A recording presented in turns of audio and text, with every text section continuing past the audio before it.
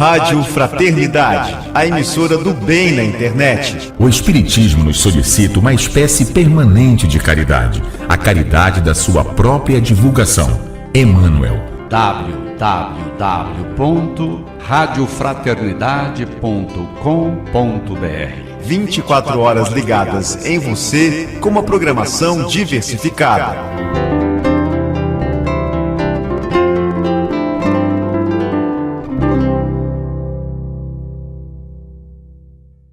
Você acompanha agora a palestra Compromissos de Amor, com o expositor Marcel Mariano, da Bahia. Conferência ocorrida na cidade de Araguari, no dia 26 de agosto de 2014, no Centro Espírita Caridade. Caríssimas irmãs e prezados irmãos, boa noite. Que Jesus nos abençoe. Estamos enriquecidos com as presenças de todos vocês nesta oportunidade, quando, realizando as nossas atividades habituais, recordamos os 90 anos de fundação do Centro Espírita Caridade, em 30 de setembro de 1924. A perspectiva que temos é a da perseverança, porque todos aqueles trabalhadores que vieram antecipadamente ergueram este edifício, que na verdade é acanhado do ponto de vista arquitetônico, um edifício de pedra, mas o edifício invisível, aquele que muitas vezes os nossos olhos humanos não enxergam, esse edifício é muito maior. Porque todos esses trabalhadores deram o seu exemplo, e como só ia acontecer quando vemos uma edificação, nós não sabemos quem é que suou nos alicerces. Na placa de fundação, normalmente vem o nome do arquiteto, o nome do engenheiro, ou dos engenheiros, da construtora, mas aqueles que deram a sua vida, aqueles que enfrentaram o sol, os andaimes, que mexeram a argamassa e mesmo trabalharam no acabamento, na grande maioria das vezes, ficam ocultos. Mas todos nós, quando entramos nesses edifícios, nós admiramos e perguntamos, quem foi o arquiteto? Então, esses profissionais, esses trabalhadores, seguem anônimos. Na nossa casa não é diferente, como também acontece na doutrina espírita, onde os verdadeiros profetas, os verdadeiros trabalhadores, não se revelam a si mesmos. Eles se distinguem justamente por não aparecerem. A mensagem do Evangelho de Jesus é essa mensagem que destaca, em essência, a humildade. Aquele que quiser ser o maior, seja o menor. Quem quiser ser o Senhor, seja o escravo. Essa é a perspectiva do Evangelho de Jesus, que está muito mais atual do que nós imaginamos. Portanto, nosso coração se enriquece. Se enriquece com as suas presenças, com o do nosso companheiro Marcel Mariano, este trabalhador das lides espíritas, que viaja o Brasil e nesse mês de agosto fez palestra todos os dias. E hoje está aqui em nossa casa e vai nos honrar com as suas palavras, com as suas reflexões, as de seus estudos e a inspiração de seus guias espirituais. Enriquece-nos a Rádio Fraternidade, que nos honra igualmente com a sua presença e ampliando demasiado, ao infinito, se assim podemos dizer, as palavras e o conteúdo da nossa palestra, que alcança através da internet todos os lugares do mundo. Irmãos que ouvem a Rádio Fraternidade e têm nela a ocasião do aprendizado, a ocasião de participar do movimento espírita, onde muitas vezes ele não existe, principalmente no exterior. E todos os trabalhadores da Rádio Fraternidade são voluntários. Assim, a nossa gratidão à Rádio Fraternidade pela sua presença, ao Rubens, ao Hélio e toda a equipe de voluntários Brasil afora. Bem, nós vamos iniciar o nosso trabalho com uma oração. Senhor Jesus, amado Mestre, aqui nos encontramos reunidos em seu nome. Vem, Senhor, adentra a nossa casa, caminha entre nós, toma assento ao nosso lado e nos abençoe. Antes de pedra, a casa agora se transforma num santuário, graças à nossa união de sentimentos, de intenções, graças à vontade de aprender, ao sentido de irmandade. Por isso, Mestre, nesta casa de adoração, desejamos, no altar das nossas almas, agradecer antecipadamente. Muito obrigado, Senhor. Muito obrigado pela doutrina espírita, que revive o seu Evangelho.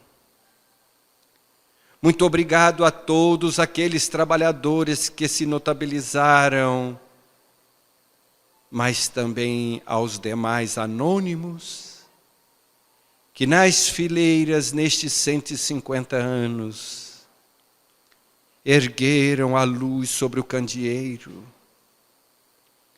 e apontam-nos rumo na noite que atravessamos na humanidade. Mestre, vem, Senhor, honra-nos. Bons espíritos, queridos trabalhadores do invisível, venham em nome de nosso Mestre, Professor Eurípides Barçanufo, Serapião Ribeiro, Padre Germano, Bezerra de Menezes, Joana de Ângeles, Anália Franco, os senhores e senhoras que do mundo invisível não regateiam assistência e proteção, nossos espíritos familiares, anjos guardiães e protetores. Em nome do Cristo, nós os convocamos e vos pedimos, necessitados das suas assistências, venham, venham, queridos amigos, para que o pão seja servido nesse banquete, nesta ceia, e que todos nós nos fartemos. Abençoe-nos, os familiares, amigos e todos aqueles que se recomendam através dos nossos pensamentos. Pai nosso que estais nos céus,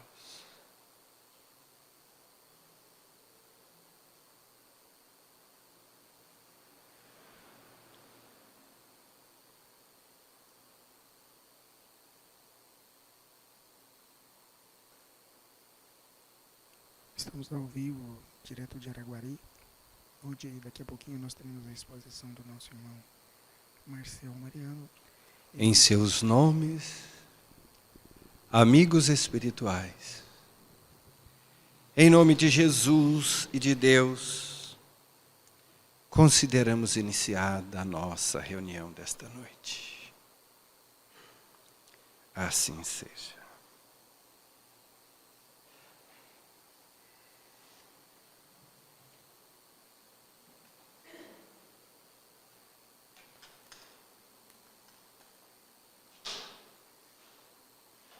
Nós vamos pedir à nossa irmã presidente, a dona Jéssica, para fazer a leitura de uma mensagem do Evangelho.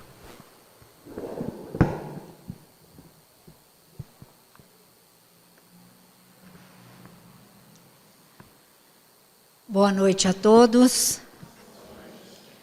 O Evangelho de Jesus está consubstanciado nesta obra, o Evangelho segundo o Espiritismo, onde cada lição representa para nós um facho de luz e o conforto para as nossas almas. Nós vamos ler do capítulo 11, Amar o próximo como a si mesmo, a lição do item 8, a lei de amor. O amor resume a doutrina de Jesus toda inteira, visto que esse é o sentimento por excelência, e os sentimentos são os instintos elevados à altura do progresso feito. Em sua origem, o homem só tem instintos. Quando mais avançado e corrompido, só tem sensações. Quando instruído e depurado, tem sentimentos. E o ponto delicado do sentimento é o amor. Não o amor no sentido vulgar do termo, mas esse sol interior que condensa e reúne em seu ardente foco todas as aspirações e todas as revelações sobre-humanas. A lei de amor substitui a personalidade pela fusão dos seres, extingue as misérias sociais. Ditoso aquele que, ultrapassou a humanidade, ama com amplo amor os seus irmãos em sofrimento. Ditoso aquele que ama, pois não conhece a miséria da alma nem a do corpo. Tem ligeiros os pés e vive como que transportado fora de si mesmo. Quando Jesus pronunciou a divina palavra amor, os povos sobressaltaram-se e os mártires, ébrios de esperança, desceram ao circo. O Espiritismo, a seu turno, vem pronunciar uma segunda palavra do alfabeto divino. Estai atentos, pois que essa palavra ergue a lápide dos túmulos vazios e a reencarnação, triunfando da morte, revela às criaturas deslumbradas o seu patrimônio intelectual. Já não é ao suplício que ela conduz o homem, condulo à conquista do seu ser, elevado e transfigurado. O homem resgatou o espírito e o espírito tem hoje que resgatar da matéria o homem. Disse eu que em seus começos o homem só instintos possuía. Mais próximo, portanto, ainda se acha do ponto de partida do que da meta, aquele em quem predominam os instintos. A fim de avançar para a meta, tem a criatura que vencer os instintos em proveito dos sentimentos, isto é, que aperfeiçoar estes últimos, sufocando os germes latentes da matéria. Os instintos são a germinação e os embriões do sentimento. Trazem consigo o progresso, como a glândia encerra em si o carvalho, e os seres menos adiantados são os que, emergindo pouco a pouco de suas crisálidas, se conservam escravizados aos instintos. O espírito precisa ser cultivado como um campo. Toda a riqueza futura depende do labor atual, que vos granjeará muito mais do que bens terrenos, a elevação gloriosa.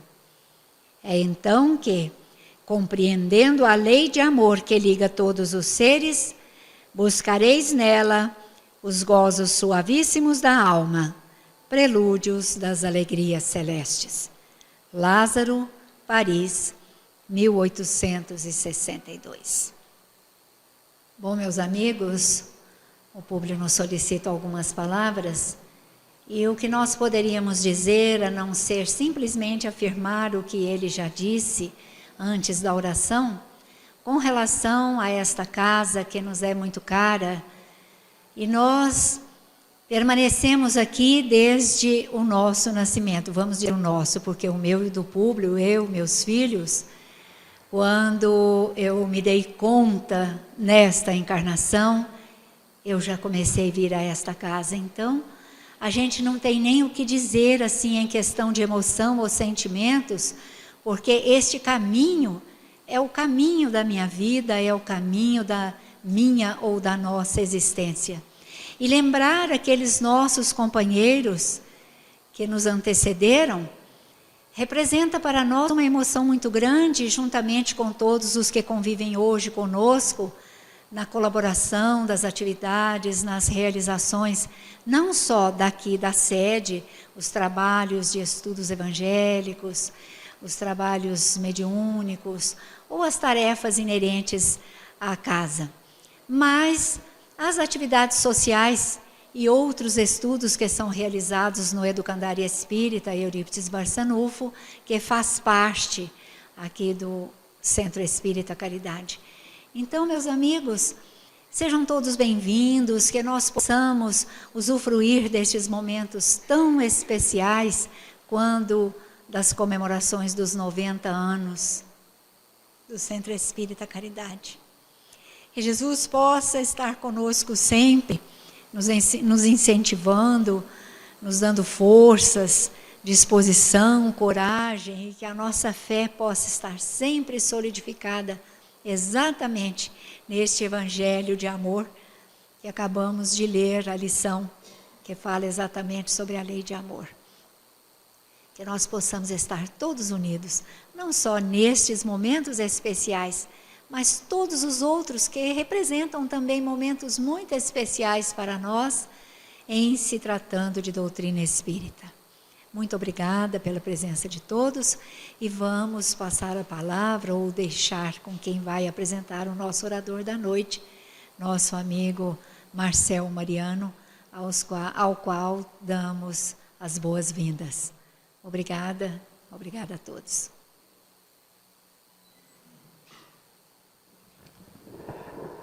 Meus irmãos, nós recebemos uma solicitação, um Fox 4366, está diante de uma garagem. Se for aqui da instituição, gostaríamos de pedir para deslocar o carro, por gentileza. Bem, o nosso Marcel, é a segunda vez que ele vem em Araguari, e ele é um trabalhador da Federação Espírita da Bahia e também da Mansão do Caminho, que é a obra social dirigido por Divaldo Pereira Franco e o nosso saudoso Nilson de Souza Pereira, no Centro Espírita Caminho da Redenção, também na capital baiana. E o nosso Marcel é um funcionário público e historiador, e ele é um dedicado trabalhador na divulgação da doutrina, participando de diversos encontros, semanas espíritas, congressos estaduais, onde ele leva a sua contribuição não só com palestra, também com seminários. Nós temos aqui conosco o folder da 61ª Semana Espírita de Vitória da Conquista na Bahia, que vai acontecer de 7 a 14 de setembro no Centro de Convenções Divaldo Franco.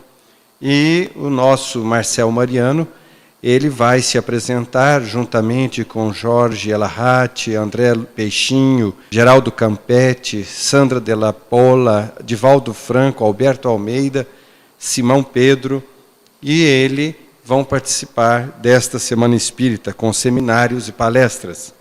E também ele nos passa o convite, o folder de divulgação do Congresso Espírita do Estado do Ceará, em que acontecerá do dia 20 a 23 de novembro de 2014, porque também participarão Heloísa Pires, Clóvis Nunes, Luciano Klein, Divaldo Franco, neste congresso, juntamente com Marcel Mariano. Assim, olha aí, então a Rádio Fraternidade estará lá no Ceará, transmitindo ao vivo. Também? Ah, o Vitória da Conquista que vocês vão transmitir. Olha, então em Vitória da Conquista, a Rádio Fraternidade estará transmitindo de 7 a 14 de setembro de 2014. Bem, o Marcel Mariano trouxe para nós um tema que é compromissos de amor. Vamos deixar com ele, sem mais delongas. Senhoras, senhores, jovens, amigos internautas que nos acompanham pela rádio fraternidade.com.br, através da rede mundial de computadores. Rogamos a Jesus que nos mantenha em sua paz. Queremos agradecer o convite que nos foi formulado uma vez mais para estarmos em Minas Gerais, em 3 cidades. Iniciamos ontem o nosso périplo pela pitoresca Uberlândia. Estamos hoje em Araguari, com retorno amanhã novamente para Uberlândia, e de lá seguiremos para Coromandel, a pequena cidade onde está sendo realizada a 3ª jornada espírita, a partir de quinta-feira, às 20 horas, na Casa da Cultura. Portanto, vir a esta instituição veneranda, que dentro de 34 dias torna-se nonagenária e exibe uma musculatura, um vigor, que representa o ideal dos seus primeiros trabalhadores de fé, quando aqui chegaram no Dealbar, nas luzes que se apagavam do século XIX, para as primeiras décadas do século XX. E imaginar o desafio de se enfrentar à época uma sociedade eminentemente católica, onde cada cidade possui a sua igreja como marco principal, como ponto central do aparecimento da própria cidade. Geralmente é uma capela, é uma igreja, é um ponto religioso, e a cidade se ergue em torno. E os trabalhadores imbuídos já do mundo espiritual foram se reencarnando e aqui ajustando para criar uma célula numa cidade que devia ser bem pequena à época, Araguari, talvez vinculada a outros municípios, ainda aguardando como cidade, para inaugurar um núcleo que representasse o pensamento espírita em torno do amor em movimento, que é o sinônimo da palavra caridade. É quando o amor se movimenta para socorrer os outros, o abandonado, o aflito, o marginalizado, o morador de rua. Por final, agradecer a presença de companheiros do Centro Espírita Missão e Luz, que estiveram conosco ontem, há 24 horas atrás, na cidade de Uberlândia, nos oferecendo suporte para a exposição que lá foi feita. No dia 4 de maio deste ano, um domingo, Salvador amanheceu coroada de sol. E desde as primeiras horas da manhã, e não é depois da meia-noite, estamos nos referindo depois das 7 horas da manhã, cerca de 1.900 pessoas começavam a se deslocar para o centro de convenções da Bahia. O colosso de ferro e concreto, construído há mais de 30 anos, no bairro da Boca do Rio, seria o palco naquela manhã para estabelecermos e restabelecermos os nossos compromissos de amor. Era mais uma edição do workshop tradicional que todos os anos o Centro Espírita Caminho da Redenção, a nossa casa de trabalho, realiza através do médium Divaldo Pereira Franco com a publicação de um livro inédito.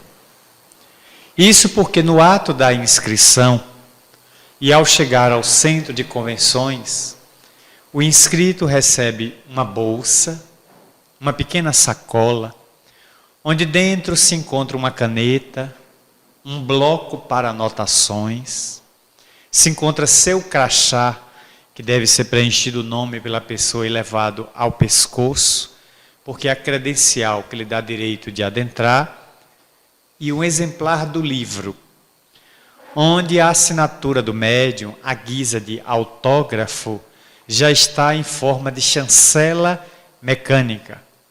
Porque é de se considerar que o médium, durante o dia ou aquela manhã, não terá a mínima condição de autografar 2.000 livros. Então resolvemos por colocar uma chancela, um carimbo, onde a sua assinatura estilizada, ali já está colocada no livro, cabendo a pessoa apenas preencher a data e o local onde recebeu o livro.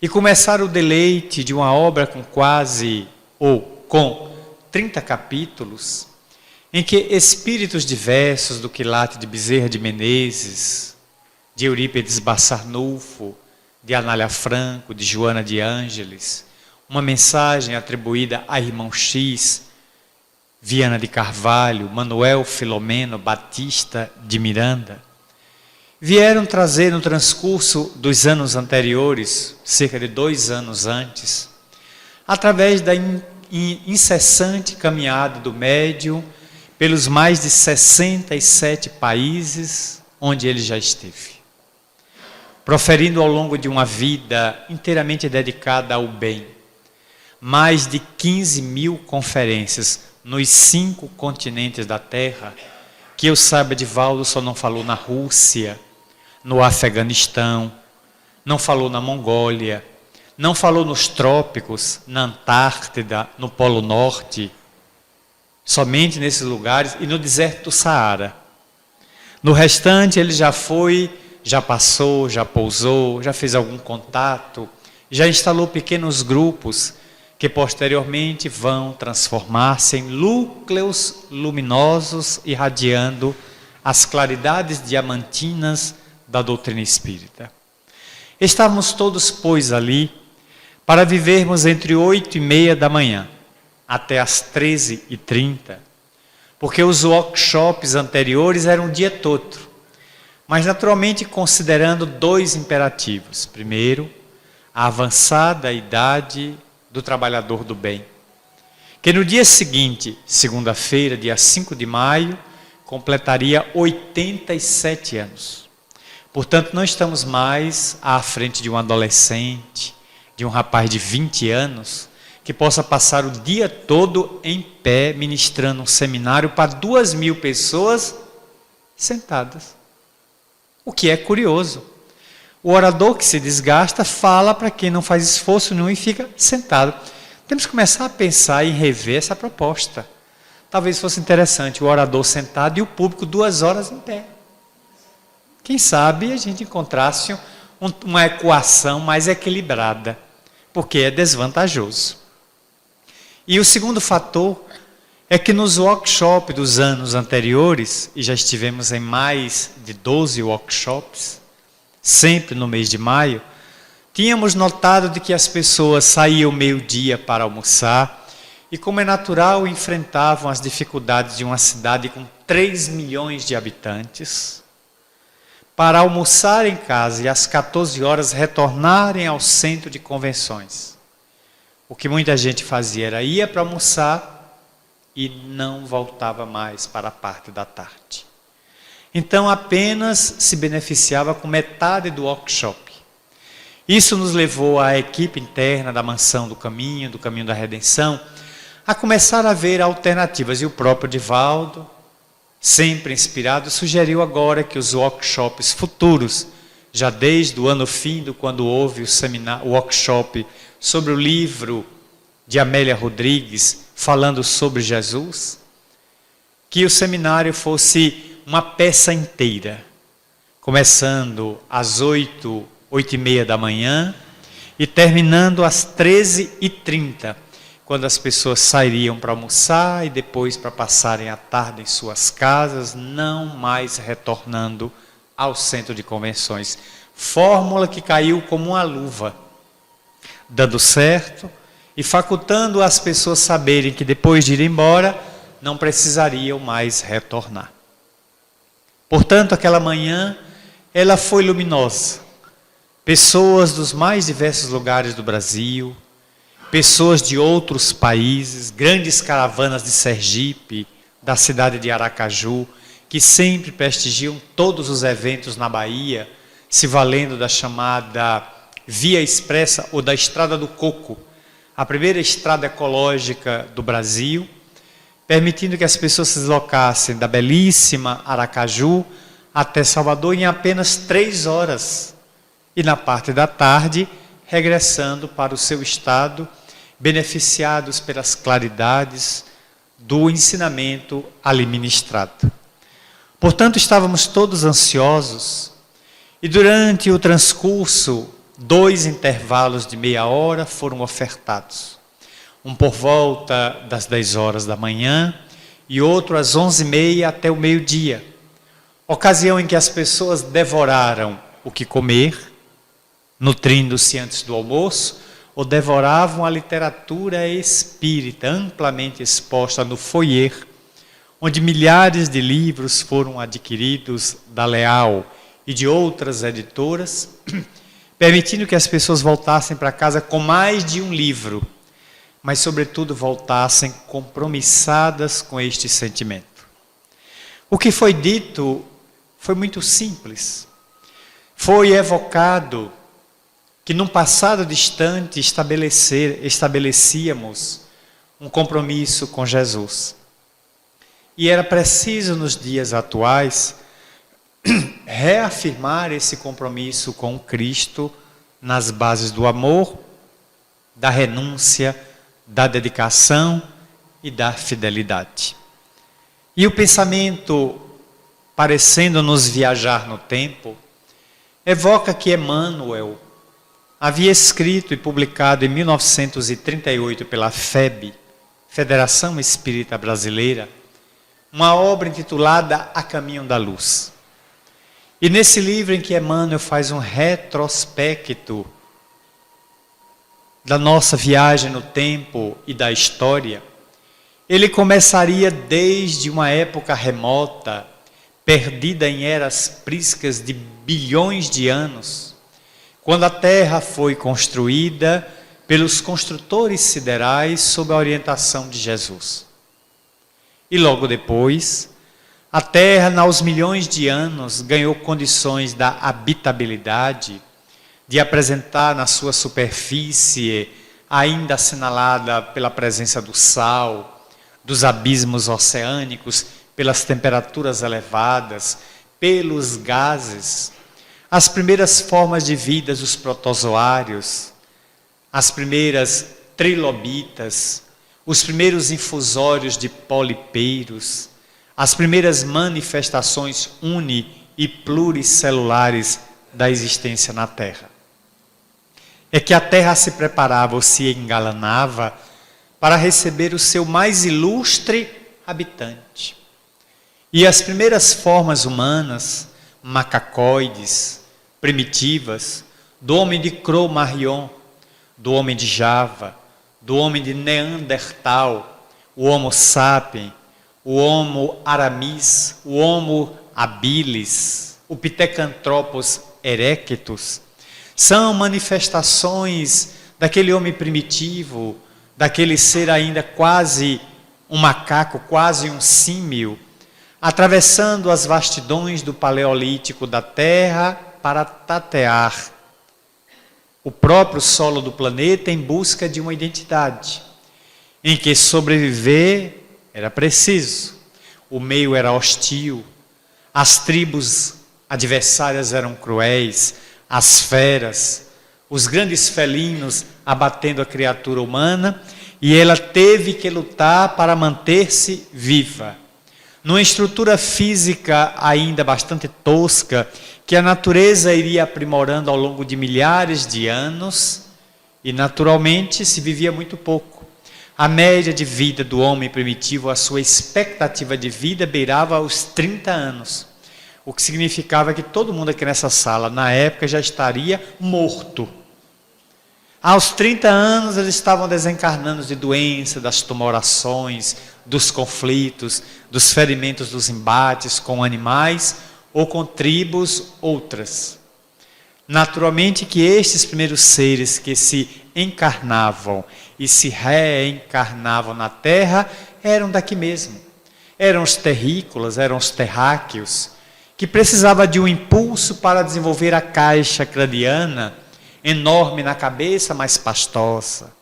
Ainda comporta pouca articulação nos neurônios, em que a quase inexistência de sinapses, de axônios, impedia a comunicação eletroquímica entre os componentes do pensamento, facultando de que aquele perispírito grosseiro se pudesse valer da matéria para manifestar emoções, sentimentos mais avançados, como a mensagem de Lázaro, a que Lida enfeixou agora há pouco.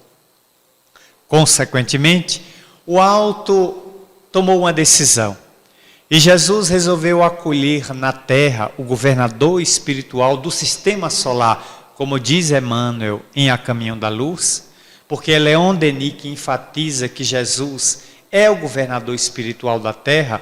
A opinião de Emmanuel é que ele compõe a comunidade de espíritos que dirige os 8 planetas do sistema solar, porque Plutão já foi rebaixado de categoria, não é mais planeta, é um astro errante além da órbita de Netuno. Consequentemente, ele acolheu espíritos vindo de um dos planetas que circundam o sistema de Cabra ou Capela. Uma estrela na constelação do Cocheiro, que se encontra distante da Terra 42 anos-luz. O que equivale a dizer que ela está a trilhões de quilômetros da Terra. E, consequentemente, seres que estavam num processo evolutivo ainda deficitário, mas possuíam alto coturno científico, religioso, técnico, foram projetados no espaço na primeira deportação planetária. E deportados, exilados, expulsos daquele planeta, que atingia um pico de evolução, se projetando como um mundo agora de regeneração, fase que nós estamos adentrando por estes séculos que estamos vivendo, estes espíritos de alta intelectualidade, mas de princípios morais ainda tosco, vieram para a Terra. E aqui emboscaram-se em 4 grandes civilizações: as castas da Índia, a cultura de Israel, os egípcios e os indo-arianos. Constituindo 4 grandes blocos, de acordo com as suas afinidades dos grupos entre si, eles firmaram um compromisso de lutar na Terra, que era o exílio, e depois de se sublimarem, conseguirem passaporte para voltarem ao planeta de onde foram exilados. Daí vem a história do exílio, a decadência, a expulsão do paraíso. Essa era a história que foi capturada por Moisés de maneira alegórica. Talvez ele próprio fosse um exilado, o patriarca hebreu que foi cuidado na dinastia de Termutes, o grande faraó, por uma filha sua que o adotou.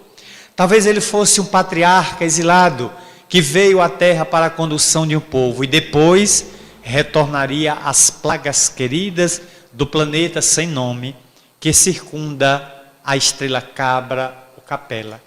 Então esses 4 povos, cada um tinha características bem próprias.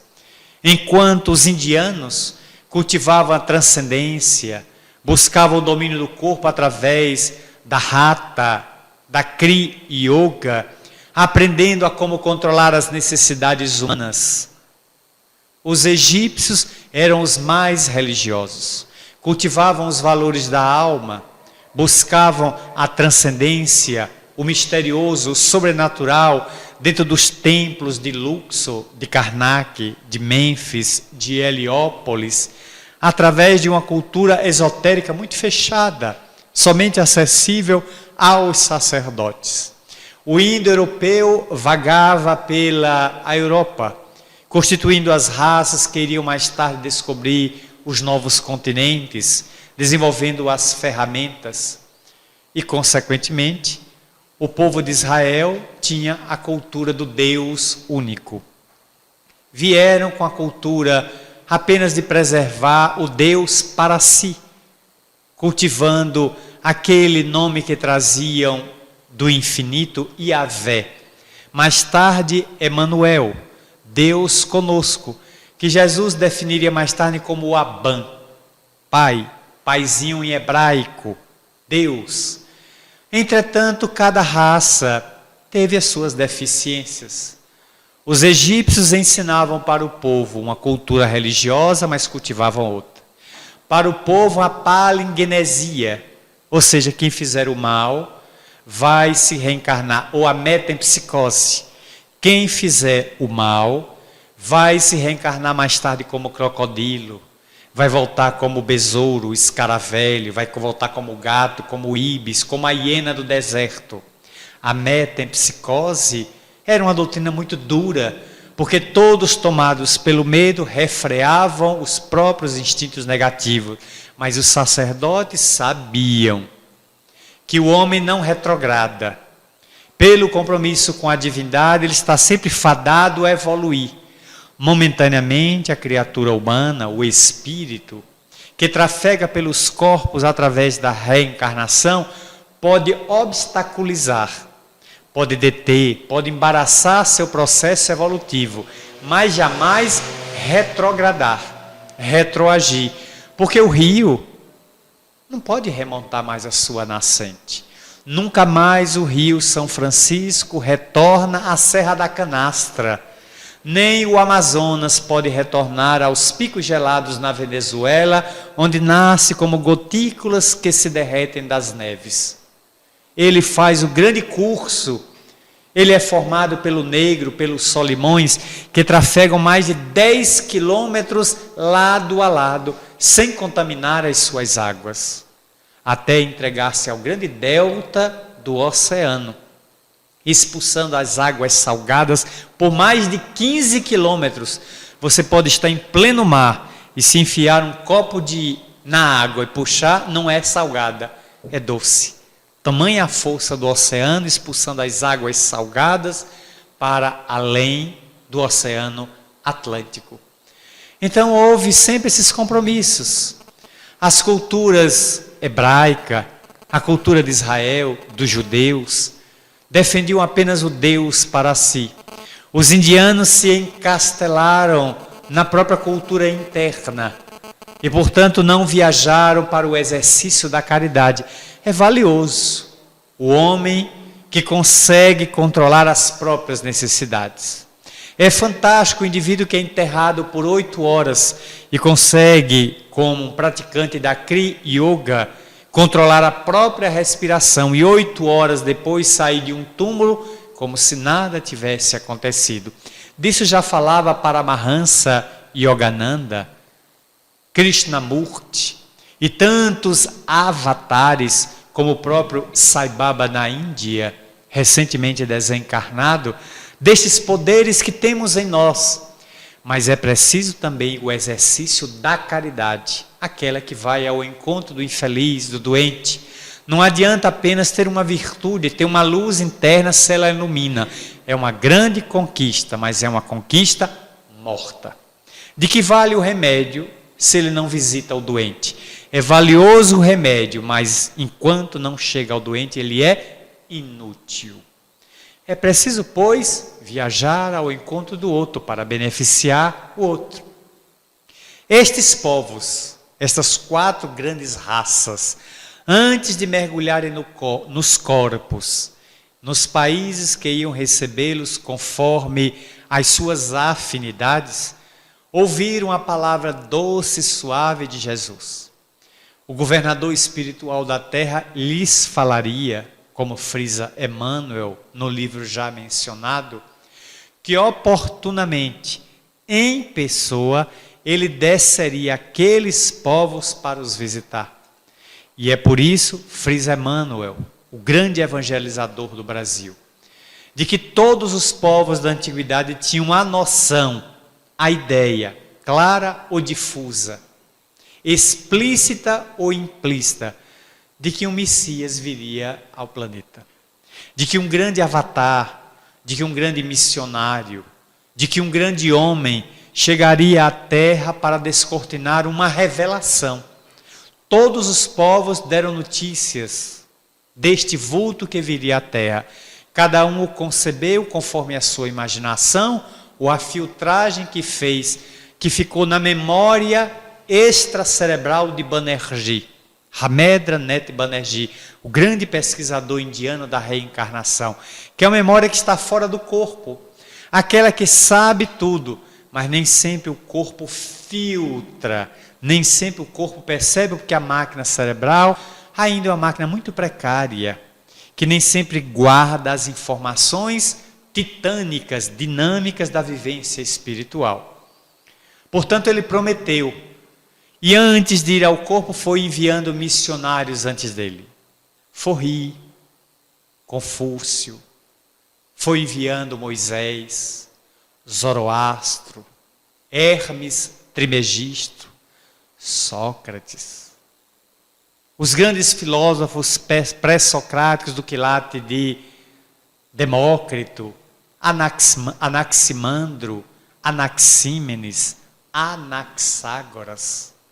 E todos aqueles que foram chegando à Terra como Siddhartha Gautama, o príncipe Sakyamuni, o Buda, para trazer a mensagem 480 anos dele na região de Kapilavastu, na Índia.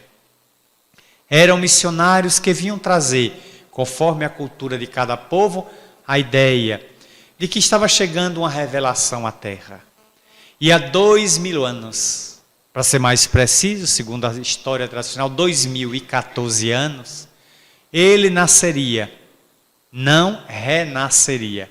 Segundo o professor Severino Celestino, da Paraíba, um grande estudioso e tradutor da Bíblia, com mais de 12 viagens à Jordânia, a Israel e aos países que conservam a cultura do nascimento de Jesus, ele afirma categórico, e nós anuímos com esta informação, de que Jesus nunca teve uma reencarnação na Terra. A sua única, primeira e única encarnação na Terra foi como Jesus Cristo. Portanto, não há se falar em reencarnação, e sim a encarnação do Cristo cósmico, na personalidade material de Joshua, na tradução, Jesus. Vindo há 2014 anos, na região de Belém, de Judá, segundo alguns, e segundo outros em Nazaré, porque ele era nazareno, ele inauguraria uma era nova.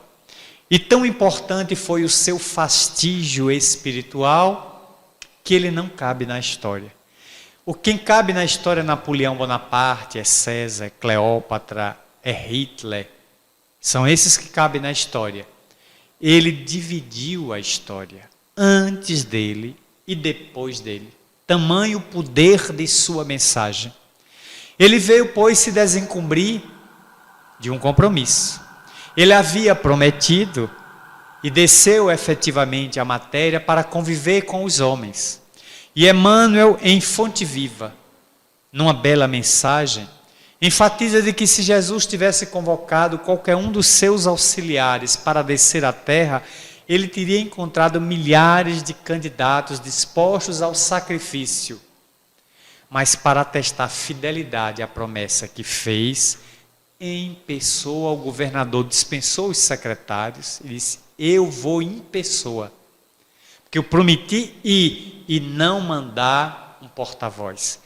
Então ele desce, convive com os homens, come o pão, come a passa, o figo, o peixe, o cordeiro, os alimentos típicos da época, bebe a mesma água do Jordão, do Tiberíades, que não é um mar salgado, é um mar de água doce.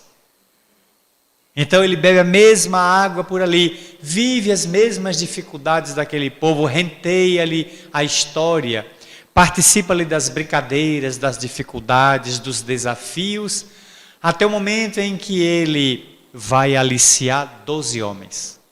E o material humano que ele tinha disponível era dos mais precários. Só um era letrado, Mateus, cobrador de impostos. O Levi sabia ler e escrever. Os demais pescadores dominavam a rede, sabiam consertar um barco, sabiam pescar, conheciam todos os maneirismos do lago piscoso de Genezaré, mas diante de uma escrita, tapados que nem uma porta. Não sabiam nada, a não ser os rudimentos da língua que era o arameu ou o aramaico, que era um dialeto muito pobre, oriunda do Galileu, que já era um subproduto do hebraico. Portanto, uma língua que para expressar muitos pensamentos se valia da mesma palavra, o que gerava em quem ouvia uma dificuldade de entender se você está dizendo isto ou se você está dizendo aquilo. Dependia muito do sentido. Ele, portanto, convive com essas pessoas e esse era o material humano. Eu imagino que talvez Jesus, em algumas circunstâncias, olhando os 12, dizia assim: Senhor, ruim com eles. E o Pai dizia: é pior sem eles. É esse o material que eu tenho nesse instante para lhe oferecer. É melhor pegar ou largar. E aí já disse: eu pego, Senhor, só tem essa turma, vamos lá. É o que eu tenho. E foi reunindo com os 12, estabelecendo compromissos com a mensagem. O compromisso é divulgar. Nós vamos divulgar nas ruas, nas praças. Nós vamos levar uma mensagem que afronta o pensamento que está presente, posto à nossa frente. Qual é? O de Moisés. O de Moisés é duro. O meu mensageiro, quando eu o enviei, ele revestiu a minha mensagem da dureza do tempo em que viveu. Então as suas leis tinham o selo divino, mas eram humanas. Ele as escrevia de noite e Deus as abençoava de manhã. E ele então dizia ao povo: hoje à noite Deus me disse isso. E quem não fizer, Deus manda matar. Moisés foi impiedoso. Desceu da montanha do Sinai, trazendo nas mãos as 10 leis, os 10 mandamentos. E encontrou o povo sambando, dançando em torno do bezerro de ouro. O povo imaginava que Moisés, na sua idade, não desceria da montanha flamejante. Tinha morrido certamente na montanha. Então o povo entrou em desespero e, sem um líder, derreteram o ouro das mulheres e fizeram um bezerro de ouro, que era a representação do deus persa Baal, Moloque, e adoraram-no. Quando Moisés chega com as tábuas da lei contra o povo, na idolatria, Moisés joga as tábuas no chão, quebra as tábuas da lei, recrimina o povo e diz: eu vou à montanha buscar uma segunda via, uma xerox. Quando eu voltar, quero todos unidos em torno de Deus, Yahvé. Foi, pediu a Deus: Senhor, ainda tem aí um rascunho, que eu quebrei o original. O Senhor forneceu a segunda via. Moisés volta e, sem piedade alguma, mandou passar no fio da espada 3.000 israelitas. Um banho de sangue no seu próprio povo, para demonstrar quem mandava. Quem manda aqui sou eu. Portanto, as viúvas prantearam os maridos, os filhos choraram os pais, mas 3.000 israelitas foram exterminados pelo crime de serem idólatras na ocasião. Então a dureza de Moisés está refletida no Deuteronômio, onde ele passa determinados preceitos de lei que são draconianos. Nem Drácon, o grande legislador estabelecido em Atenas, em Esparta, foi tão duro quanto Moisés. Então é preciso agora que o amor abrandasse os rigores da lei. A lei era muito dura. E Jesus advertiu o colegiado apostólico de que vamos falar de amor. Vamos reabilitar quem está caído. Vamos socorrer a mulher que equivocou-se ou que foi empurrada para a lama. Porque por detrás de toda mulher poluída, tem um homem que a poluiu. Por detrás de toda mulher prostituída, tem alguém que a prostituiu e que a compra, que faz dela uma mercadoria. E é pior do que ela. Ela vende-se para sobreviver e tenta mascarar o pranto do rosto com pesada maquiagem. Mas quem a compra é cínico, é hipócrita, é vil, é indigno. Finge durante o dia ser alguém que socialmente representa uma casta de nobreza, para à noite descer ao mais baixo paú da indignidade, comprando carnes de uma mulher que tem muitas vezes idade de ser sua filha, sua neta, com o vil metal. Portanto, Jesus disse que ia levar uma mensagem e que ela ia ser desafiadora. Ia estabelecer conflito dentro da família. Pai ia lutar contra filho. Filhos iam lutar contra os genitores. Sogra, genro, nora, cunhados iam digladiar-se entre si. Ele não vinha trazer a paz, mas a divisão. Ele era o símbolo da espada. Ele tinha interesse de que o fogo se acendesse, consumisse a erva seca do chão. Todos se assustaram com o discurso veemente de Jesus, mas ele sabia o que estava dizendo. A mensagem nova que chegava ia mexer com corações empedrados e cérebros entorpecidos. Todos decidiam suas diferenças na espada, no punhal, no conflito, na arma. Agora se vinha para uma discussão dialética, para a apresentação do coração, para ofertar ao outro o direito de se reabilitar da queda, tanto quanto eu quero o direito de me levantar do meu próprio escorregão. Preparado mais ou menos o colegiado apostólico, foram para a rua e os desafios não foram pequenos. Foram perseguidos, expulsos de alguma cidade. E o próprio mestre negado por 3 vezes por um companheiro a quem amava profundamente, vendido por outro por 30 moedas e abandonado pelos demais, que preferiram o refúgio na pusilanimidade, na covardia de então, com medo da represália das autoridades do Sinédrio ou de Roma, e o mestre sozinho assumiu o compromisso de subir o Calvário, levando às costas a trave, o madeiro em que ia ser pregado, a vertente vertical, que já se encontrava no local, segundo vários historiadores. Portanto, ele segue pelas ruas pedregosas de Jerusalém, caindo aqui e acolá. E de piedade ele só encontrou solidariedade das mulheres. Alguém me diria oportunamente em Salvador, por que é que Jesus só teve apóstolos? Todos homens. E eu fiquei pensando, mas não me atrevi a uma resposta, porque são tantas as vertentes. Pois é. Por que é que ele não incluiu, ele não chamou as mulheres para o colegiado apostólico dele? Eu continuei calado para não dizer uma bobagem.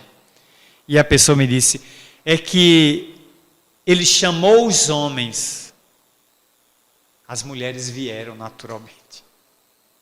Ele não precisou chamar as mulheres.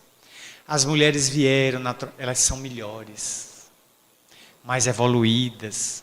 Os sentimentos nelas são mais rarefeitos por causa da maternidade.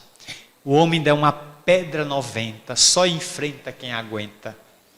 E só Jesus teve misericórdia e paciência de nos tolerar. Então ele foi atrás dos 12, porque Verônica, Marta, Maria, Joana de Cusa, Maria de Madalena vieram. Elas não foram chamadas. Elas vieram naturalmente e foram as únicas que deram-lhe solidariedade no caminho para o Gólgota. Senhor, nós choramos, nós pranteamos a tua dor. O que será de nós sem ti? E ele terá tempo de, fitando as mulheres piedosas de Jerusalém que lhe enxugavam o suor empapado de sangue, exclamar: filhas, filhas de Jerusalém, não choreis por mim. Chorai antes por vossos filhos, por vossas filhas.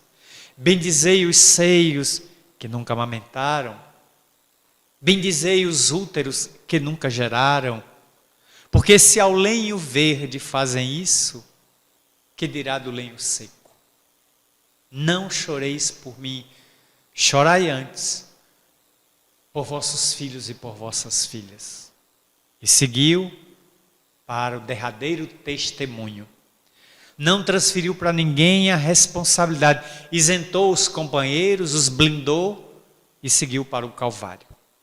Crucificado entre Dimas e Gestos, os dois malfeitores, que também carpiam ali seus crimes, ainda teve a ocasião de entregar João a Maria, Maria a João, para que um tomasse conta do outro.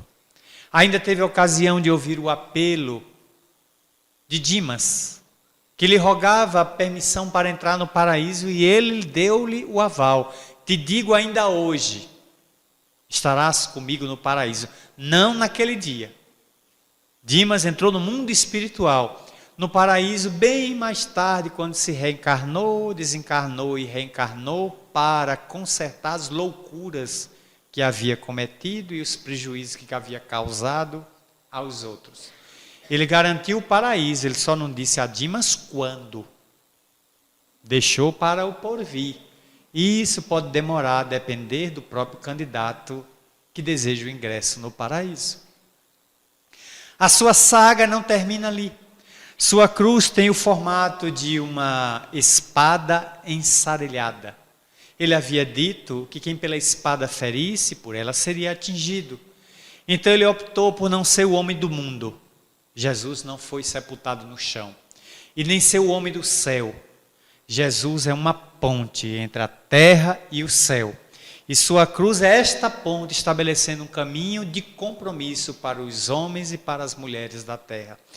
Dali em diante, sua mensagem ficaria imortal. Mas por quê? Porque uma mensagem só fica imortal quando o mensageiro morre por ela. Quem não é capaz de doar uma vida, sua existência, suas carnes, por um ideal, não é apóstolo nem discípulo. É simpatizante, é admirador, é calouro, é novato. Mantém-se à distância, mas se a questão envolve o conflito, a pessoa se afasta. É sempre assim, quase todas as religiões. Quando o indivíduo começa a afrontar os desafios, a fome, as noites mal dormidas, muita gente desiste. O soldado arria a mochila antes mesmo da promoção a cabo. Já pede logo no quartel para a dispensa, porque vai sentar a praça na vila. Não volta mais para o quartel. Desiste das pressões, das disciplinas, dos convites à austeridade. Quando a gente evoca o trabalho de Paulo, convertido em Damasco no ano 34, ele primeiro faz um retiro espiritual no oásis de Dan, que ficava a cerca de 50 quilômetros da pequena vila de Palmira. E ali ao lado de Áquila e de Prisca, os dois tecelões, ele fazendo o trabalho da tecelagem, trabalhando com o couro para fazer as confecções da época, para entregar ao mercador que o havia contratado, que era um parente de Gamaliel, o seu mestre, na sinagoga e no judaísmo. Depois de 3 anos de reflexões no deserto, ele sente que eliminou o homem velho e projeta o homem novo. Agora ele vai viver 2 duras experiências. Primeiro, ir a Jerusalém, visitar a casa do caminho e não ser recebido por Pedro, porque todos os apóstolos tinham medo dele. Depois ele vai a Tarso, visitar o pai, está na miséria, não tem dinheiro, não tem recursos, não é mais doutor remunerado pelo Sinédrio de Jerusalém, pela sinagoga.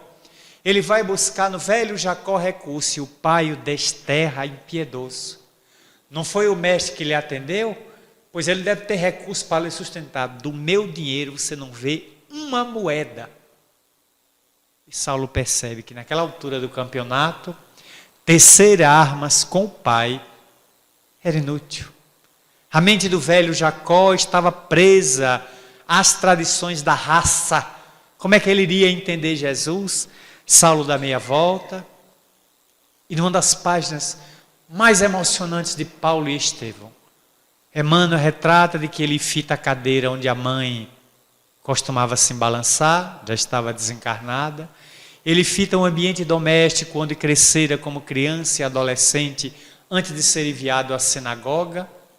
Despede-se em espírito e vai embora. A pouco mais de 100 metros da casa, ele percebe um servidor que corre atrás dele, Sinésio. Sinésio corre atrás dele, toca-lhe a túnica no ombro, e Saulo vira-se e Sinésio está segurando uma sacola com moedas. Teu pai manda te entregar. Saulo se vê num difícil momento. O homem velho recomenda que ele renuncie, para não perder o brio, o orgulho. Não me deu, pois agora eu não aceito. O homem novo é o homem das necessidades. É o homem que raciocina. O que é que você vai comer hoje? Amanhã, depois. Como é que você vai comprar um tear para dedicar-se agora ao novo ofício? Porque senão você não vai sobreviver. Você precisa de algo. Aceite, é exercício de humildade. Ele então pega a sacola com as moedas e diz: Sinésio, diga a meu pai que eu rogo a Deus que eu o abençoe. E vai embora para começar a vida nova com aquelas provisões. Dormiu em cavernas, em grutas, debaixo de árvore, ao relento. Sua alimentação, quando estava no mundo, era gafanhoto assado, um tipo de gafanhoto frito da região, muito comestível, com mel silvestre. Dava muita sorte quando encontrava uma fruta, ou caminhava por entre rios encontrando algum peixe. Foi picado por cobras venenosas, esteve preso 2 anos, tomou chibatadas, 50 chibatadas em público e manteve-se no compromisso com Jesus. Tinha que dar sua vida por aquela mensagem abrasadora. Por isso que Emmanuel frisa que depois do encontro em Damasco, ele ficou cego 3 dias na estalagem ou na hospedaria de Judas Matatias. 3 dias sim. É porque o mundo espiritual queria que ele, não enxergando por fora, ele colocasse aquela visão que ele teve de Jesus definitivamente na retina espiritual. Ele ficava vendo aquela imagem, um túnel de luz onde vinha caminhando um homem com majestosa imponência. Saulo, Saulo, por que me persegues? Aquilo nunca mais saiu da acústica dele, dos tímpanos, e da memória a visão repassava-se incessantemente. Foi o grande momento luminoso que ele viveu, diria Rudolf Otto, afirmaria Carlos Gustavo Jung, o grande psicólogo nascido em Zurique, na Suíça. O pai da psicologia transpessoal. Portanto, aquele homem deu-nos o exemplo do compromisso e da fidelidade com Jesus. Somente depois do seu calvário, da sua morte, é que os apóstolos foram percebendo a mensagem que tinham em mão. E era preciso ter um compromisso de amor com Jesus. Ergue-se em Jope, perto da cidade de Jerusalém, a 6 quilômetros, a casa do caminho. E os 12, já sem Judas Iscariote depois do suicídio, mas completado com Matias, que foi o escolhido para repor os 12 do grupo, eles desenvolvem ali um morredouro. A casa do caminho é um local de acolhimento aos infelizes, aos filhos do Calvário, às viúvas, aos órfãos, aos velhinhos trêmulos, que ali encontram repouso para algum tempo, ou local onde vão desencarnar, acolhidos, assistidos. É um compromisso com a mensagem de Jesus. E depois, lentamente, a mensagem vai se espalhando, não só com os 12. Paulo leva a mensagem de Jesus para além das fronteiras dos hebreus, dos judeus. Por isso que Jesus foi atrás daquele homem. É meu vaso escolhido que vai levar a mensagem além da fronteira dos judeus. Os apóstolos ficaram na raça. Paulo foi além da raça para outros povos. E Jesus, sabendo que a tarefa era grandiosa, convocou os 70 e depois os 500. Isso dá quase 600 pessoas que ele pegou inicialmente para levar a mensagem. E eles iriam se multiplicar, iriam fazer outros discípulos, apóstolos, missionários, que iriam levar a mensagem até iniciar a perseguição no ano 58, ainda no governo de Domício Nero, e somente terminar em Diocleciano, por volta do ano 305. Foram 249 anos de perseguição, 10 grandes movimentos persecutórios, e, consequentemente, mais de 1 milhão de pessoas perderam a vida. Regaram a fé cristã com suor, lágrima e sangue, dando sua vida para que a mensagem de Jesus florescesse nos corações. Inácio de Antioquia, Bibiana, a escrava Blandina, o irmão Corvino, aqueles que pereceram no ano 177 na tragédia da Lyon, das Galhas Lugdunense, a Lyon de hoje. Naquela tragédia do ano 177, em que milhares de cristãos foram queimados na cidade para atender ao capricho de um cabo de guerra, Lúcio Galo, um grande general de Marco Aurélio que chegava à cidade para o repouso, depois das guerras no norte da África, na Etiópia.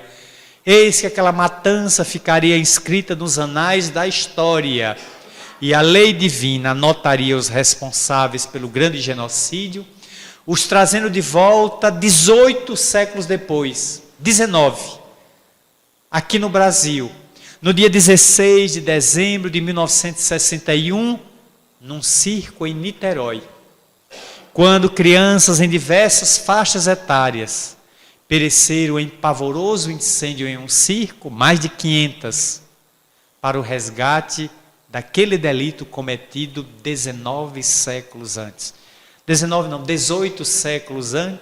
nas Galhas Lugdunense. A região das Galhas que mais tarde receberia o nome de Lyon e que seria berço da reencarnação do missionário Allan Kardec para codificar a doutrina espírita. Como as coisas se entrelaçam no tempo, sem qualquer coincidência.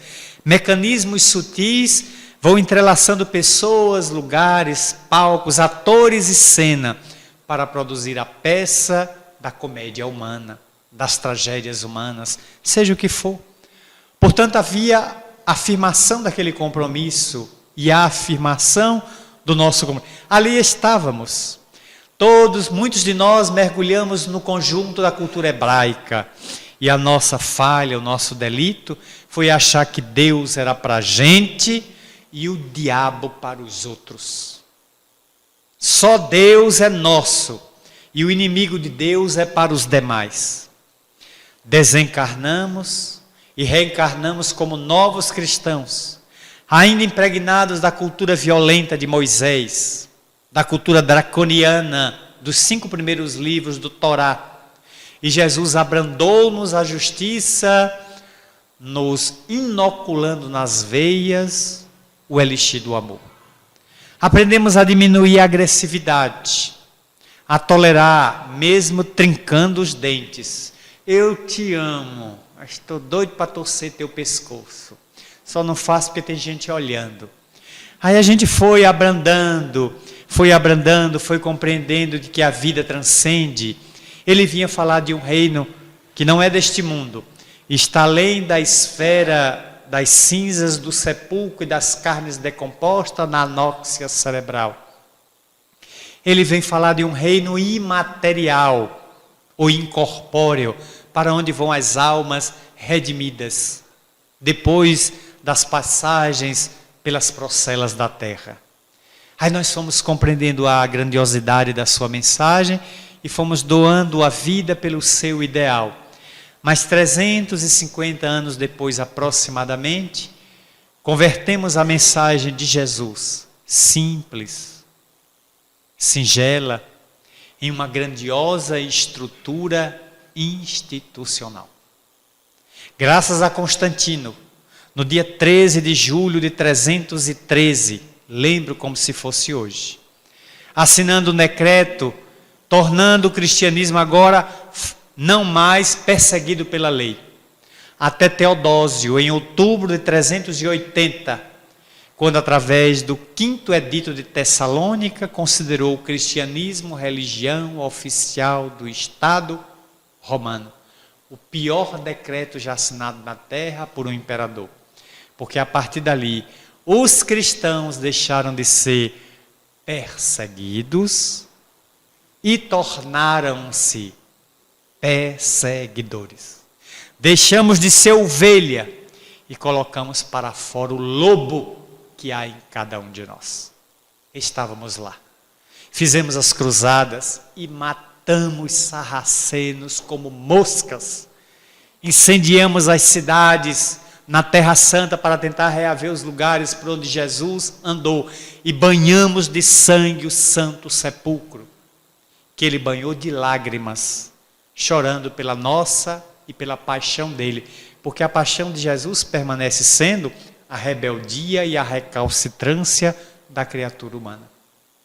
Fizemos a guerra dos 30 anos, fizemos a guerra dos 100 anos, matamos, mandamos esquadras, visitamos os novos continentes a partir de 1500, levamos a mensagem na cruz de Malta, aparentemente ia a religião, descemos as praias e contemplamos as Índias nuas, tomados de cobiça pelo ouro, pelas riquezas e estimulados na libido de ver as mulheres belas de pele morena, nuas nas praias, inoculamos nessas mulheres a sífilis, a gonorreia, o cancro mole, a gripe, a tuberculose, doenças para as quais o homem americano não tinha anticorpos.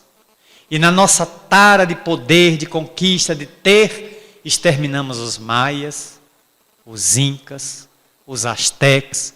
Estivemos no Brasil, nas caravelas, e encontramos 6 milhões de índios morando no Brasil, do Amazonas às coxilhas do Rio Grande do Sul.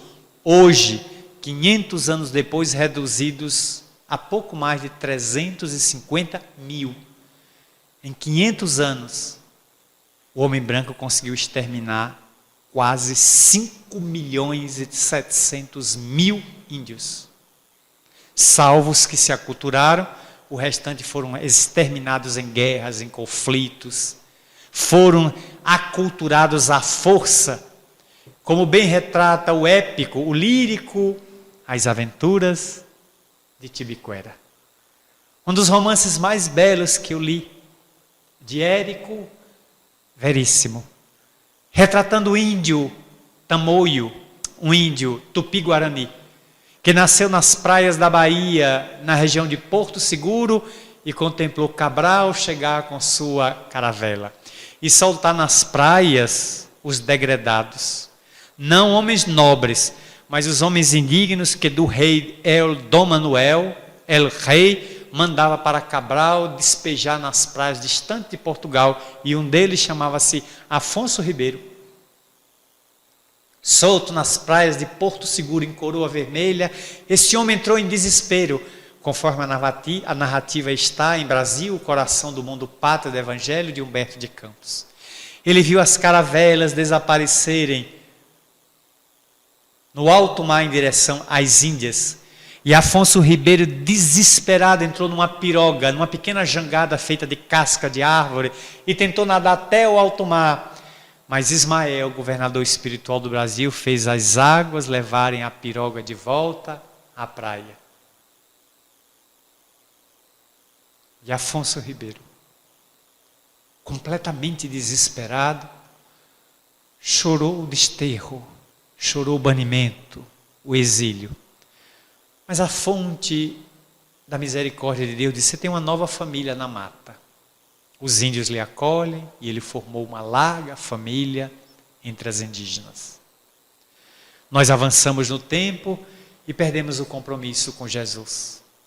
Convertemos a religião num instrumento de morte.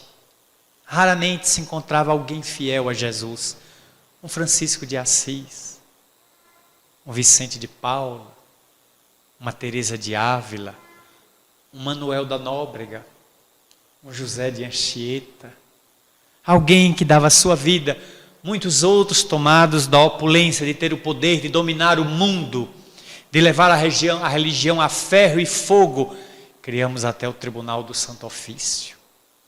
Quem não concordava com os postulados novos era levado para os calabouços, tinha as unhas arrancadas com alicates. Era colocado dentro de um esquife chamado a Dama de Nuremberg. Um esquife que se abria, se colocava a pessoa com espinhos pontiagudos lá dentro e se fechava a tampa do sarcófago e a pessoa era espetada e morria por tétano. Porque os espinhos penetravam as costas e a frente.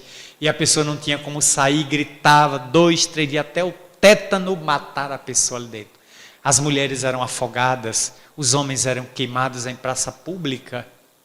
Até o último auto de fé, que foi no dia 9 de outubro, um sábado, em Barcelona de 1861, quando livros espíritas foram queimados, 300 livros. Começava ali uma mudança. Até então se queimava o autor dos livros, depois passou a se queimar o livro. E hoje não se queima mais nem o autor e nem o livro. Se critica o livro. Prova que a gente vem num processo evolutivo lento, mas progressivo.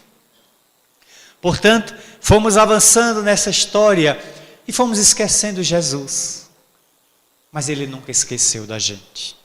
E manteve o compromisso de guiar as bilhões de ovelhas mergulhadas na terra, trazendo a sua mensagem de paz, de harmonia, mandando missionários.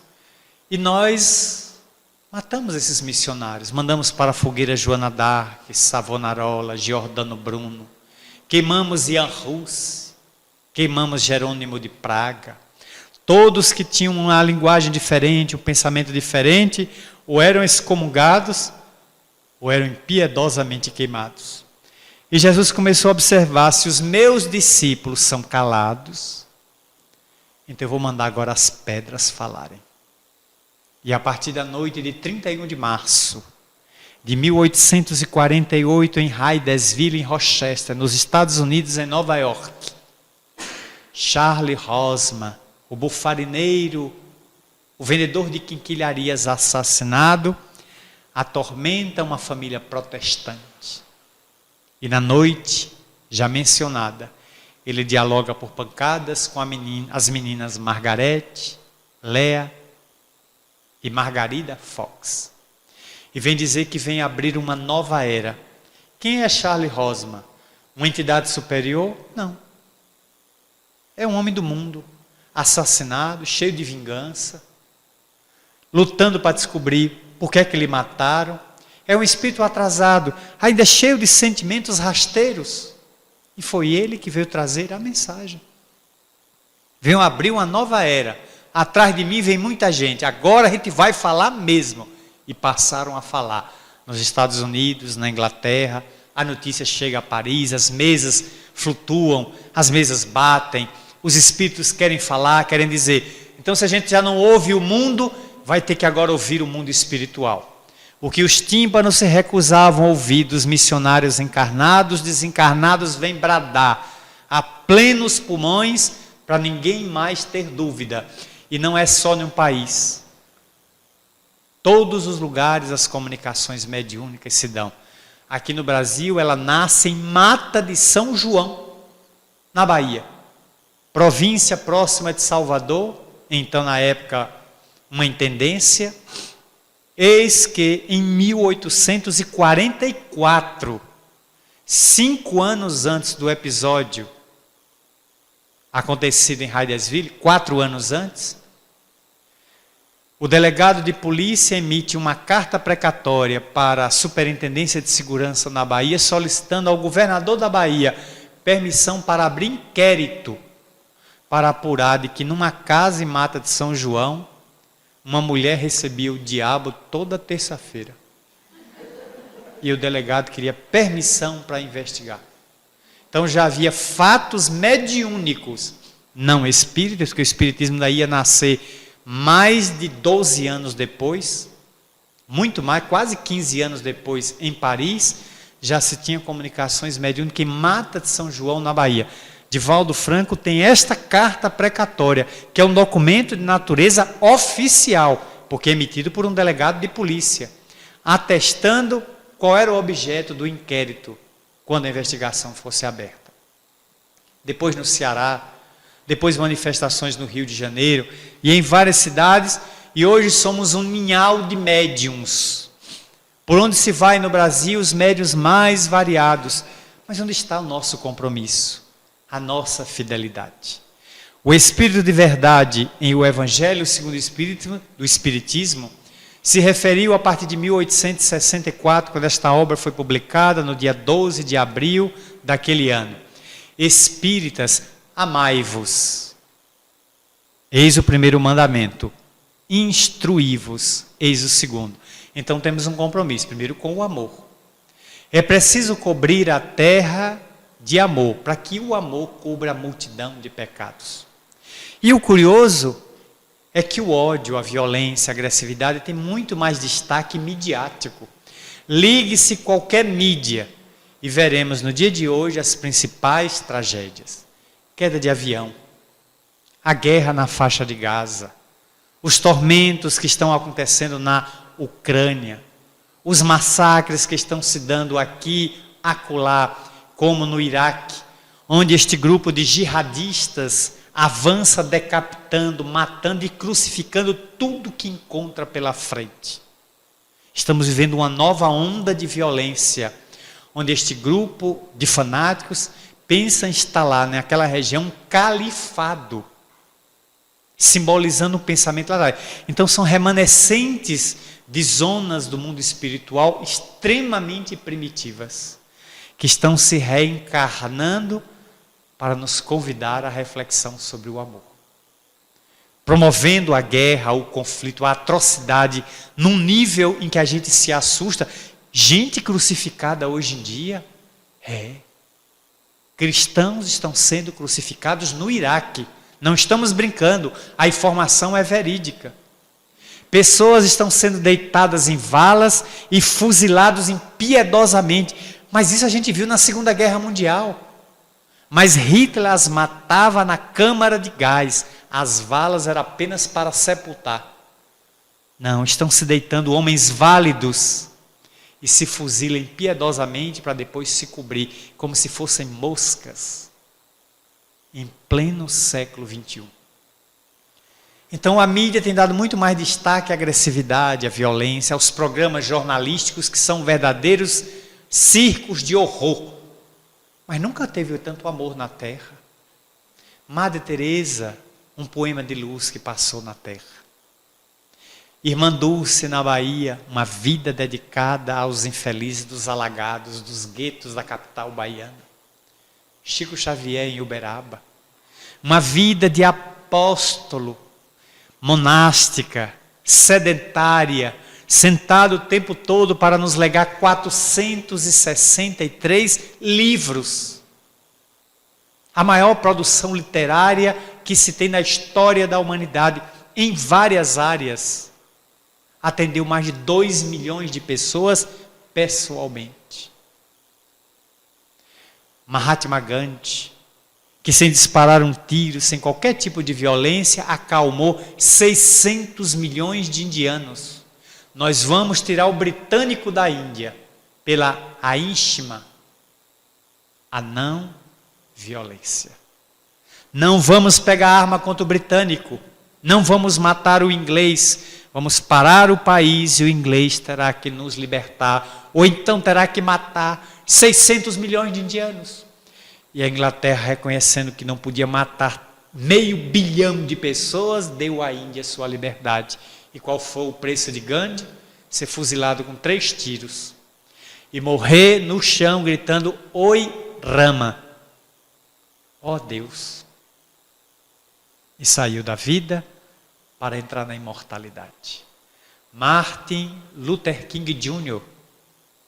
Eu tenho um sonho. O sonho de que um dia negros e brancos vão conviver numa sociedade em paz. Eu tenho o sonho que um dia vamos eliminar o apartheid, de que num ônibus não haverá cadeiras para brancos e o negro vai ficar em pé. Como Rosa Parks, a grande ativista norte-americana, entrou no ônibus e foi expulsa e foi jogada do ônibus. Você é negra, esse ônibus só é para branco. E a jogou. Ela se manteve tranquila, lutou a vida inteira pela igualdade. Mas o que é uma pele, senão uma cobertura transitória? O indivíduo vale pelo que é, não pela pele, nem pela cor que tenha. Vale pela essência, não pela aparência transitória. Onde está o nosso compromisso com Jesus? Portanto, ele vem semeando o amor, inspirando missionários que nesse instante descem à terra. E foi isso que aconteceu na segunda metade do século XIX. Quando um grupo de freiras, um grupo de padres, capuchinhos, franciscanos, dominicanos, desencarnados e cansados das verdades que não mais lhes satisfaziam o anseio, foram convidados por Eurípides Barçanufo a reencarnarem-se nas terras promissoras de Araguari, e pouco a pouco o grupo foi mergulhando no corpo com o ideal. Abrir nesta cidade a veneranda instituição em que nos encontramos. Cansados, exaustos das lutas na Europa, onde haviam vivido nas cortes europeias e experimentado o travo amargo da calúnia, do punhal na calada da noite, da perfídia, da traição, volveram à pátria do cruzeiro, coração do mundo. E aqui encontrando missionários sacramentando no mundo espiritual, que há pouco havia abandonado as terras da Europa, onde havia se reencarnado como Caspar Lavater. Eis que antes de mergulhar no corpo na feição de Eurípides Barçanufo, ele convida esses trabalhadores desencantados a encontrarem nos braços de Jesus, à luz da doutrina espírita, uma nova oportunidade.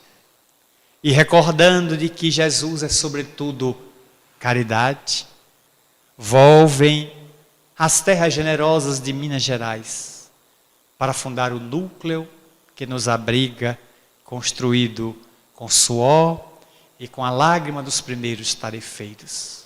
Ora, vários deles presentes em espírito, nos trazendo ainda o aceno de que temos um compromisso de amor com Jesus nos dias que vivemos.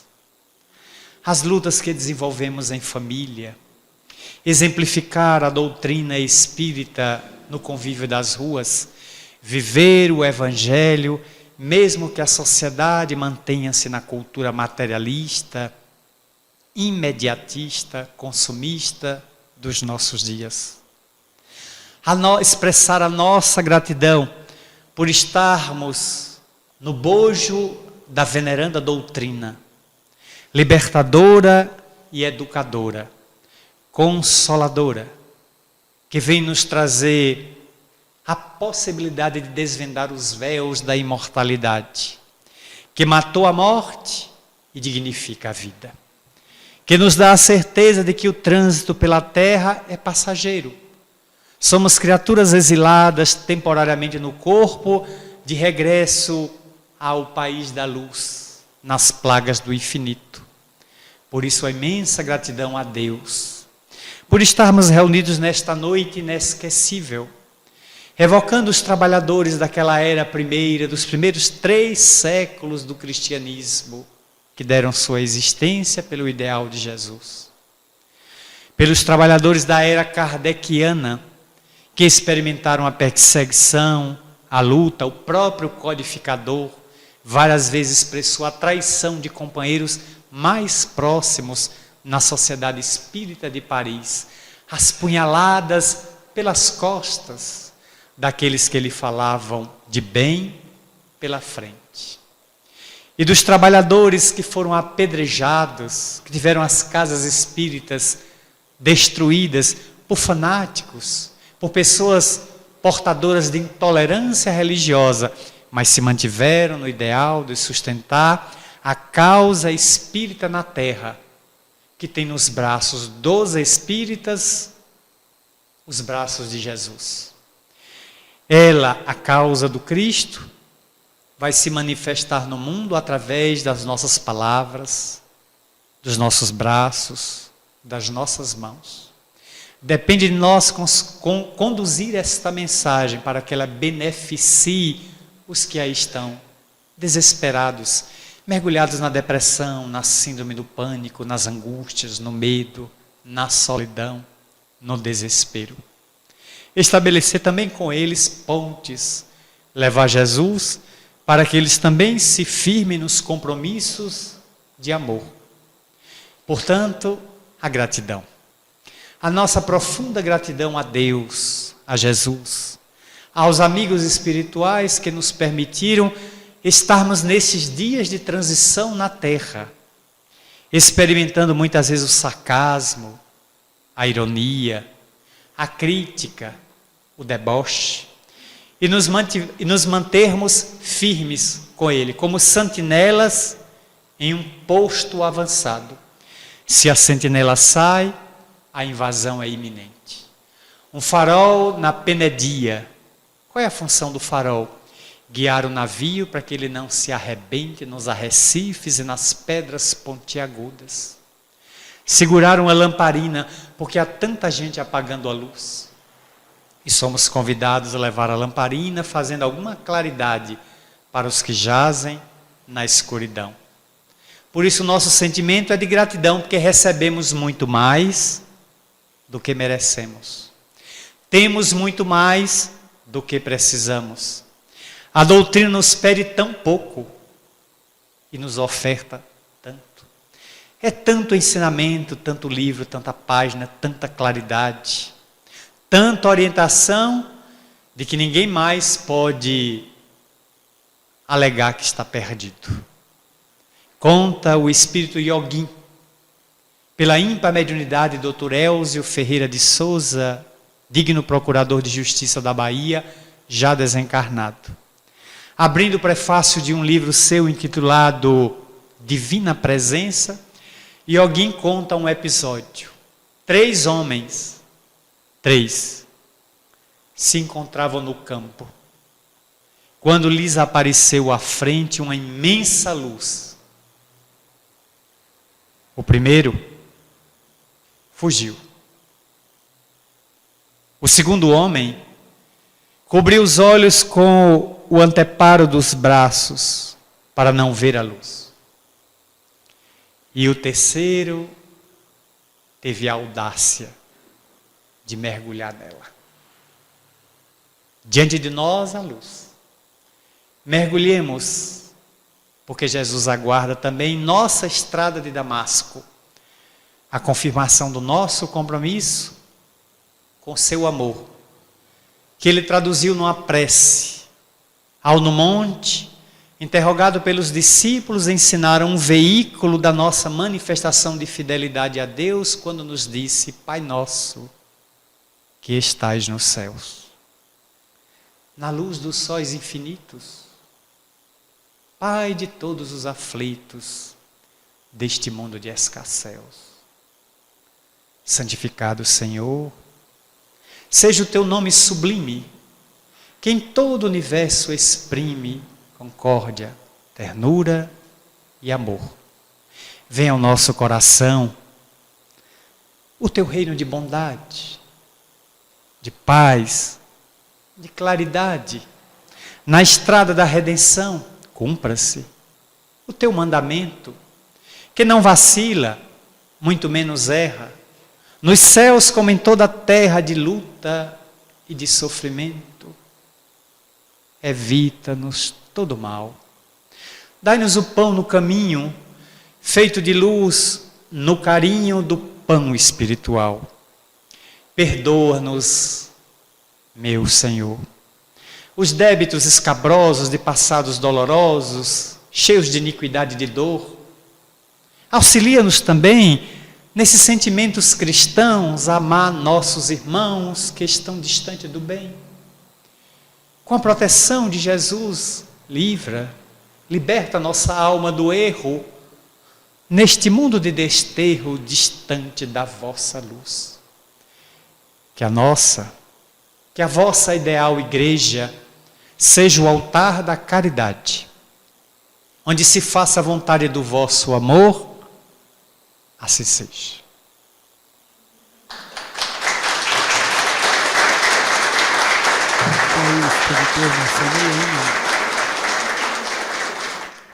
O nosso irmão Marcel Mariano falando. A nossa gratidão a Marcel e a inspiração dos amigos, benfeitores aqui presentes. A nossa gratidão a todos os companheiros que vieram a brilhantar, enriquecer a nossa noite de hoje, aos companheiros de Uberlândia, da Rádio Fraternidade, aos demais amigos de Uberlândia que vieram também numa pequena caravana e que receberam o Marcel na noite de ontem, naquela cidade, a nossa cidade vizinha.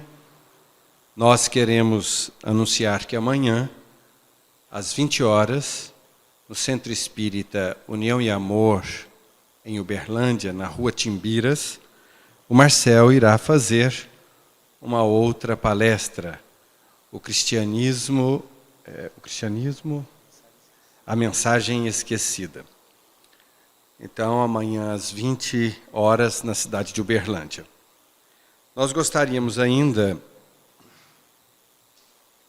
de divulgar este concerto, um concerto de violoncelos, que acontecerá no dia 5 de setembro, às 21 horas, no Cine Teatro Odete, aqui em Araguari, em que este virtuoso da música, um dos jovens mais brilhantes da música no Brasil na atualidade, Kayami Satomi, e o Udicello Ensemble, que é um grupo de violoncelistas de nível internacional, que se apresentam nas melhores salas nacionais e internacionais, estará conosco para a comemoração, também fazendo parte da comemoração dos 90 anos do Centro Espírita Caridade.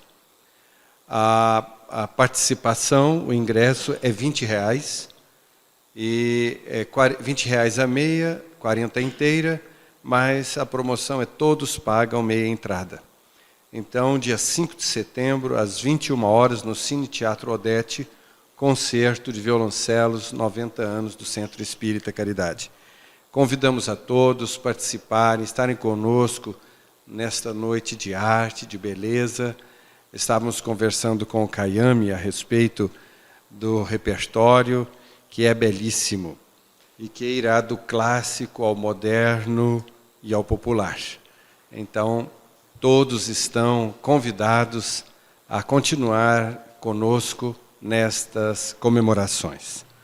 O nosso amigo Marcel Mariano continuará aqui à frente, e aqueles que desejarem aproximar-se e cumprimentá-lo, ele permanecerá conosco ainda. Que Jesus nos abençoe, nos guarde, nos ilumine, sim, e nos conduza em paz aos nossos lares. Mas antes, a mamãe a dona Jessie, irá entregar ao nosso Marcel uma lembrancinha da sua visita à nossa casa e a Araguari.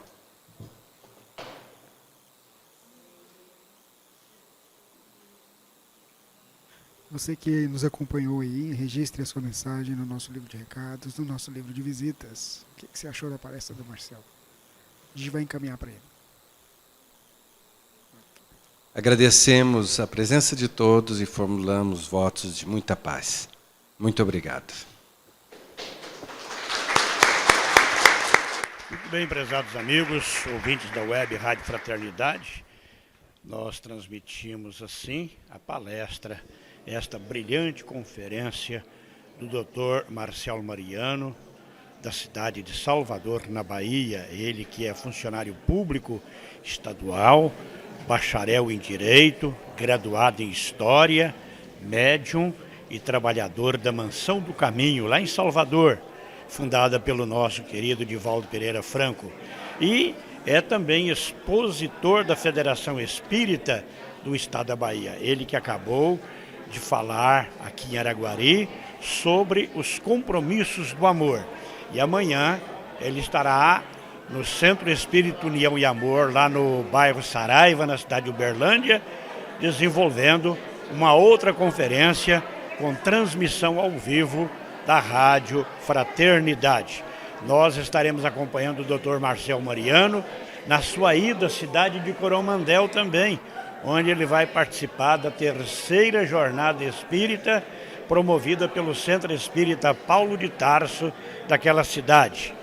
Nosso muito obrigado a todos pela atenção dispensada, e com as palavras de Emmanuel, nós apresentamos as nossas despedidas em nosso nome e também em nome do Rubens de Castro. Senhor Jesus, aqueles que buscam a honra de servir em seu nome, te glorifique e saúdam. Ave Cristo em nossos corações.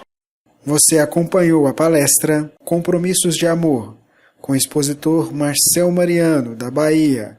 Conferência ocorrida na cidade de Araguari, no dia 26 de agosto de 2014, no Centro Espírita Caridade.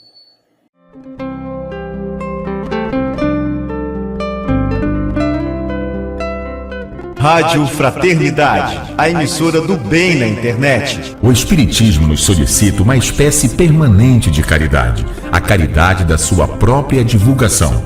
Emmanuel. www.radiofraternidade.com.br 24 horas ligadas em você com uma programação diversificada.